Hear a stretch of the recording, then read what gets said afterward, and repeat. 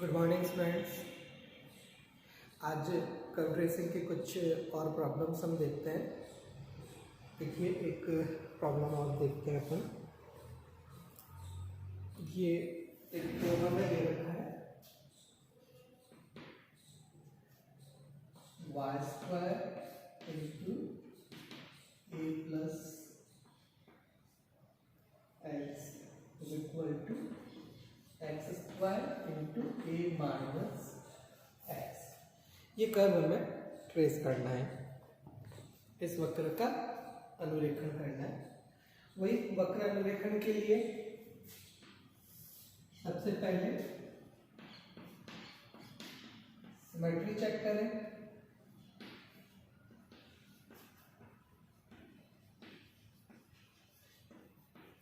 सममिति की जांच करें तो देखिए जो कर्व है अपना y square into a plus x is equal to x square into a minus x.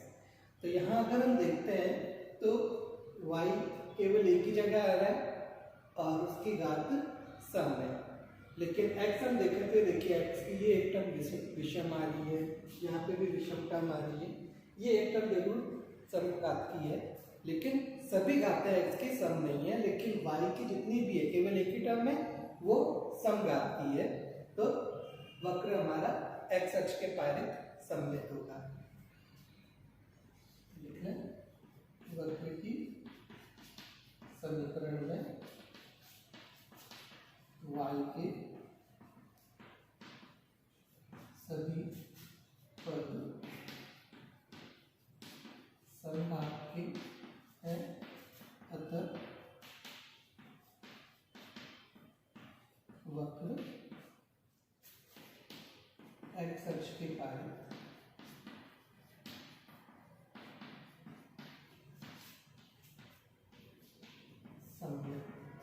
होगा। तो ये चीज समझ में आ गई अपने को कि कर्व हमारा सिमेट्रिक है about x axis since all the terms of y have even degree. y के जितने भी पद हैं वो सारे समघात हैं, तो वक्र हमारा x अक्ष के पारित सममित है, सिमेट्रिक अबाउट एक्स एक्सिस है। चलिए सिमेट्री में भी सेकंड पॉइंट देखें, पोजीशन हमारा कर्व जो है वो मूल बिंदु से गुजरता है या नहीं गुजरता है। देखिए इसमें कोई कांस्टेंट टर्म है क्या? कोई कांस्टेंट टर्म नहीं है। ये वेरिएबल टर्म है, ये वेरिएबल टर्म है, ये भी वेरिएबल टर्म है, ये भी वेरिएबल टर्म है। कांस्टेंट टर्म कोई भी नहीं है, तो कर्व हमारा मूल बिंदु से ओरिजिन से गुजरता है, पास होता है। लिख लेते हैं वक्र की समीकरण में कोई अचर पद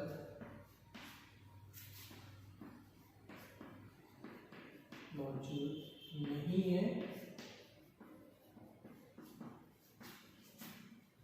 अतः वक्र मूल बिंदु से गुजरता है।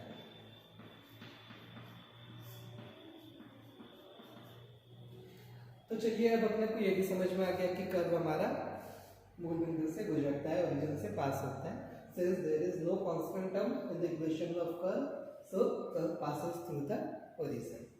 अब मूल बिंदु से गुजरता है तो हमें मूल बिंदु पर स्पर्श रेखा की समीकरण भी निकालनी होगी। Equation of tangent at origin.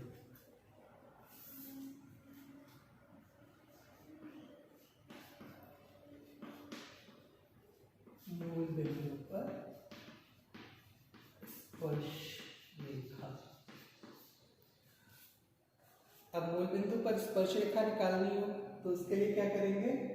न्यूनतम घात के पदों को शून्य के बराबर रखें। तो देखिए न्यूनतम घात के पद कौन से हैं?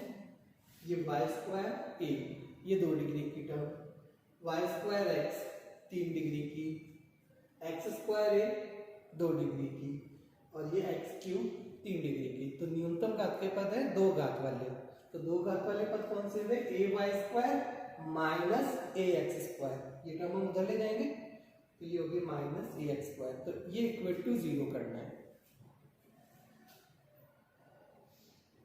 अब हम करें मूल बिंदु पर स्पर्श रेखा ज्ञात करने के लिए वक्र के समीकरण में न्यूनतम घात अर्थात दो घात के पदों को शून्य से बराबर रखते हैं। तो देखिए वो यहाँ पर क्या है अपने पास सेकेंड डिग्री की terms a y square minus a x square equal to 0 कर लो। तो it means y square is equal to x square, that means y is equal to plus minus x. तो यहाँ पे अपने पास मूल बिंदु पर दो स्पर्श रेखाएं मिल रही है, y is equal to plus x and y equal to minus x, यानी कि मूल बिंदु जो है वो एक डबल पॉइंट है, एक वृत्त बिंदु है, यहाँ से वक्र की दो शाखाएं, दो ब्रांचेस निकलेंगी और दोनों टेंजेंट्स अपने रियल एंड डिस्टिंक्ट है। तो ये डबल पॉइंट अपना एक नोड होगा। देन इसके बाद में अपन देखें एसिम्पटोट्स।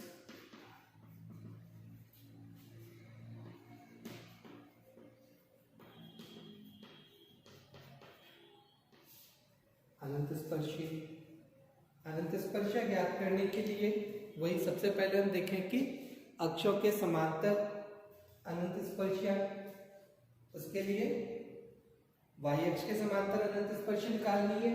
तो y की अधिकतम घातीय गुणांक को 0 के बराबर रखें। तो y की अधिकतम घात है यहाँ पे 2, तो उसका गुणांक हो गया a प्लस एक्स। तो y अक्ष के समांतर अनंत स्पर्शी तो हो गई a plus x equal to 0।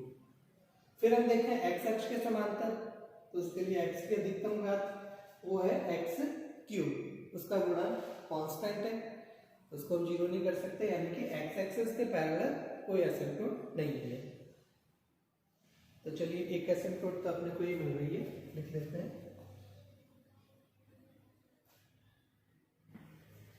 y की अधिकतम घात के गुणांक को 0 के बराबर रखने पर ये गुणांक है x plus a equal to 0। तो ये एक एसिम्पटोट तो अपने पास ये आ गई, चाहे तो पूरी लिख ले बात बराबर रखने पर y अक्ष के समांतर अनंत स्पर्शी प्राप्त होगा। तो ये एक एसिम्पटोट तो अपने पास आ गया x plus a equal to 0। Equation आपकी क्यूबिक है, 3 घात की है, तो 3 एसिम्पटोट्स आने चाहिए थे। बचे हुए 2 के लिए अगर हम देखें तो थर्ड डिग्री टर्म्स देखिए, एक तो ये है x क्यूब वाली और एक थर्ड डिग्री की टर्म है x वाई स्क्वायर की। तो ये हम एक तरफ ले लें तो ये टर्म बनती है x cube plus x y square. इसमें x बराबर 1 और y बराबर m रखें तो ये टर्म बनेगी 1 प्लस एम स्क्वायर। तो 1 plus M square equal to 0 करेंगे तो m equal to plus minus iota आ गया। तो m की वैल्यू दोनों हमने इमेजिनरी मिल रही है, काल्पनिक मिल रही है, यानी कि शेष दोनों अनंत स्पर्शियां काल्पनिक होंगी। काल्पनिक अनंत स्पर्शियां हम यहाँ पे नहीं बताएंगे और ना ही हमें कुछ कहने की ज़रूरत है कि शेष अनंत स्पर्शियां काल्पनिक है, ये हमें कहने की ज़रूरत भी नहीं है। केवल वास्तविक अनंत स्पर्शियां जो मिल रही है केवल हम वो बताएंगे। तो वो एक ही मिल रही है x plus a equal to 0। Then fourth point हम देखें रीजन, क्षेत्र क्षेत्र के लिए देखिए मैं कर्व की इक्वेशन को इस तरह से लिख सकता हूँ, y is equal to x root a minus x upon a plus x. ये ए प्लस एक्स अपन इधर ही है, ये अपॉन में हो गया, इक्वेशन रही y square is equal to x square into a minus x upon a plus x. तो y equal to root ले लें, तो y equal to x root a minus x upon a plus x. अब यहाँ पे देखिए, अगर मैं x की वैल्यू प्लस ए से ज्यादा लेता हूँ, ए से ज्यादा लेते ये वाली टर्म मेरी नेगेटिव हो जाएगी और नीचे वाली टर्म पॉजिटिव, तो ओवरऑल रूट के अंदर नेगेटिव आ गया, तो y हमारा इमेजिनरी हो गया, काल्पनिक हो गया। इसी तरह से x की वैल्यू अगर मैं माइनस ए से कम लेता हूँ, यानी minus 2a minus 3a minus ए से कम ले, तो ऊपर वाली टर्म तो अपनी पॉजिटिव हो जाएगी, माइनस में होगी थी, माइनस माइनस प्लस हो गया, लेकिन नीचे वाली टर्म में ये x अपना माइनस ए से बड़ा हुआ, तो नीचे वाली टर्म अपनी नेगेटिव हो जाएगी, तो ओवरऑल रूट के अंदर हमारे पास फिर से माइनस आ गया, तो y फिर हमारा काल्पनिक हो गया। तो x अगर प्लस ए से ज्यादा या माइनस ए से कम हो तो y हमारा काल्पनिक होता है।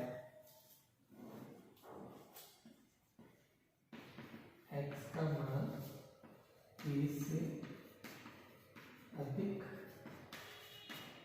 तथा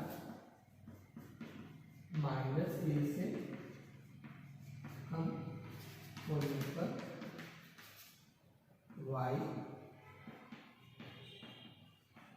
काल्पनिक होता है। अतः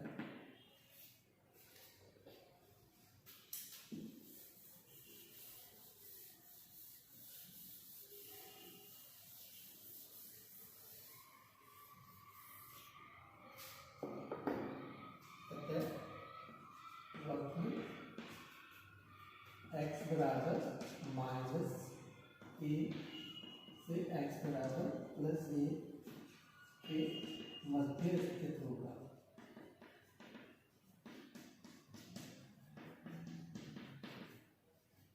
Since y is imaginary for x greater than a and less than minus a, so curve lies in between x equal to minus a to x equal to plus a. तो x माइनस ए और plus ए के बीच का जो reason है, केवल उसी reason में हमें कर्व मिलेगा। देन नेक्स्ट अपन देखते हैं पॉइंट्स।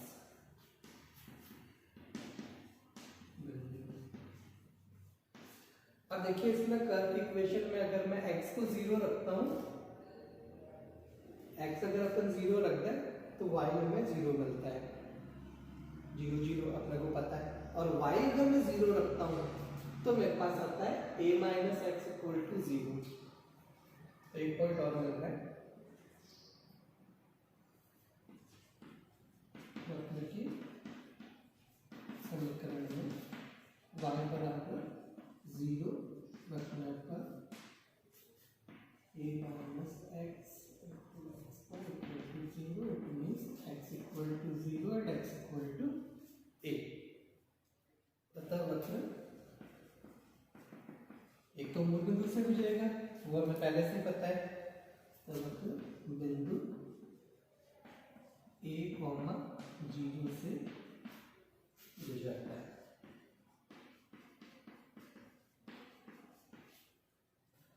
तो चलिए ये सारे इंफॉर्मेशंस तो हमने कलेक्ट कर ली।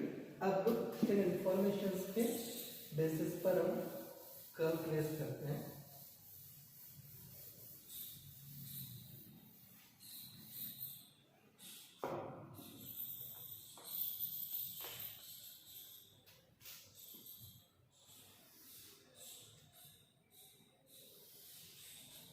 ये देखिए, ये हमारा ओरिजिन, ये अपनी एक्स एक्सिस, ये अपनी वाई एक्सिस। सबसे पहले हमने कहा था सिमेट्री।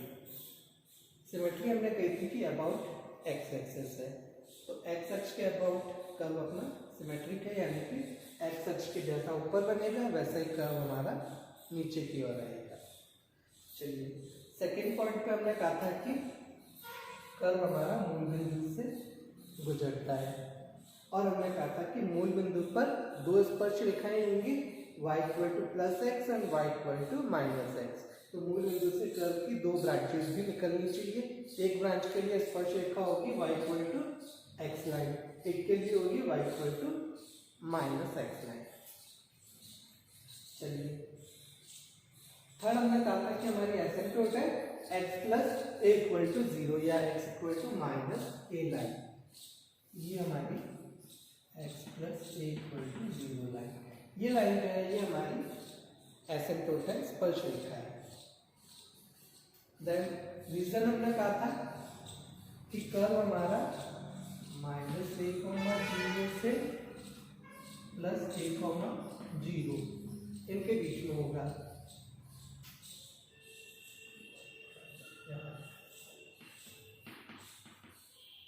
तो कर्व हमारा माइनस ए से प्लस ए के बीच में केवल इतने एरिया में बनेगा।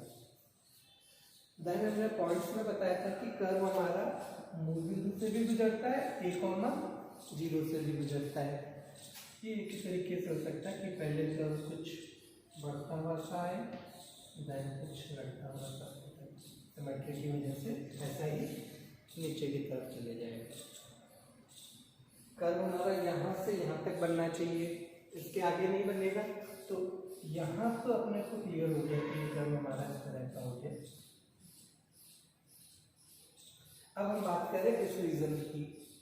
तो इस रीजन में देखिए कर्व, ये लाइन हमारी एसिम्पटोट है ना, यानी कि कर्व की एक ब्रांच जो है, ये वाली ब्रांच जो है वो इस तरह से इस लाइन के पैरेलल चली जाएगी और दूसरी सिमेट्री ऐसा ही नीचे की तरफ। देखिए मूल बिंदु पर हमने कहा था कर्व की दो ब्रांचेस निकलेंगी। ये देखिए दो ब्रांचेस निकल रही है। एक लाइन के लिए tangent y equal to x line, ये हमारी y equal to x line, ये देखिए यहाँ पे इसका स्पर्श रेखा है। इसी तरह से ये y equal to minus x line, ये यहाँ पे इसकी टेंजेंट बन रही है।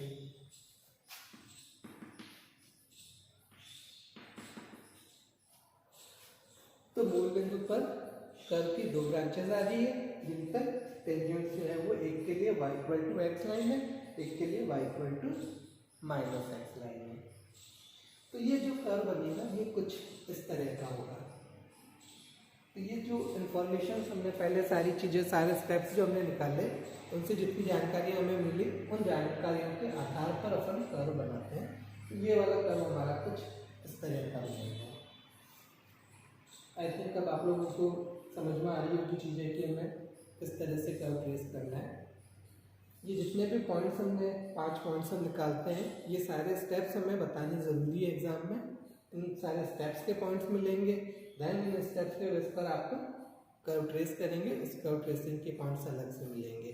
केवल ये नहीं है कि अगर आपको एक कर्व ट्रेस करने को कहा, आपने स्टेप्स नहीं बताया, डायरेक्ट कर्व ट्रेस कर दिया तो नंबर नहीं मिलेंगे। नंबर आपको तभी मिलेंगे जब आप ये सारे स्टेप्स भी बताओगे। इन स्टेप्स के भी मार्क्स मिलना है अपने को और राइट फिगर बनाने के भी मार्क्स अपने को अलग से मिलेंगे। चलिए नेक्स्ट लेक्चर में हम 1-2 कर्व्स और देखते हैं। Thank you.